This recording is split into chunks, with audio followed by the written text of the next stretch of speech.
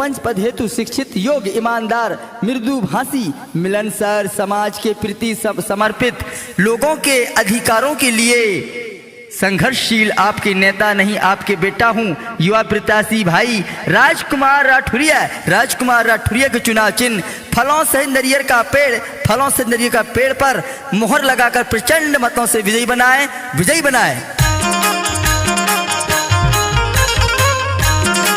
DJ Virendra Kumar Maravi टोला पाटन वाले।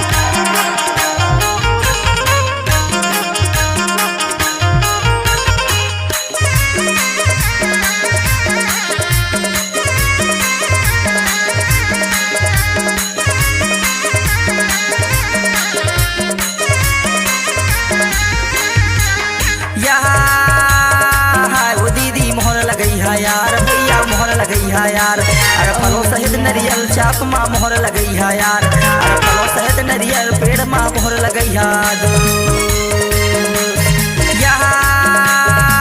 वो दीदी मोहर लगई है यार, भैया मोहर लगई है यार, अरे फलों सहित नारियल चाप माँ मोहर लगई है यार, अरे फलों सहित नारियल पेड़ माँ मोहर लगई है। सुनो संगी संगवारी, काका और काकी, मामा और मामी, मोर दाई और दादा, मतदान करिए सब मतदाता गण। ग्राम टिकरिया ग्राम पंचायत पड़रिया क्रमांक 2 से सरपंच पद हेतु भैया प्रत्याशी राजकुमार राठौरिया के चुनाव चिन्ह फलों से नारियल का पेड़ में मोहर लगाकर प्रचंड बहुमतों से विजयी बनाए।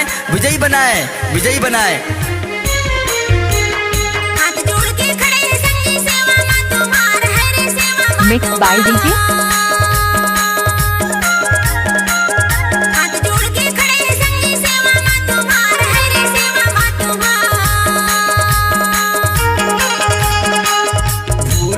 जइहा राजकुमार राठौरिया ला जीतैया होला विजय बनैया दो।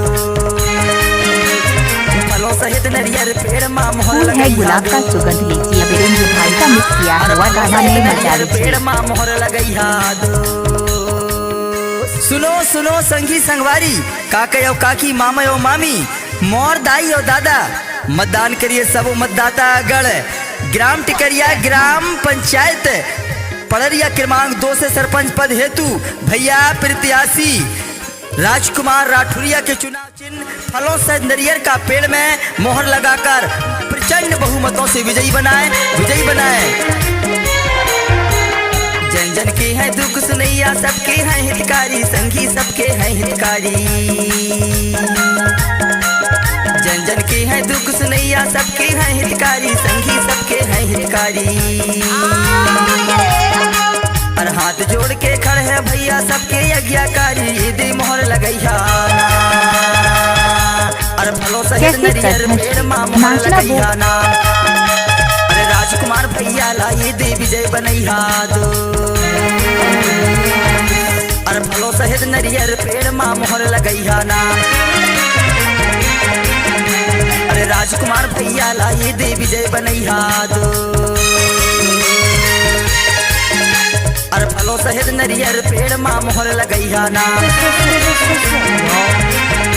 अरे राजकुमार भैया लाई दे विजय बनैया दो। डीजे वीरेंद्र कुमार मरावी टोला पाटन वाले। अरे राजकुमार भैया लाई दे विजय बनैया दो। 11168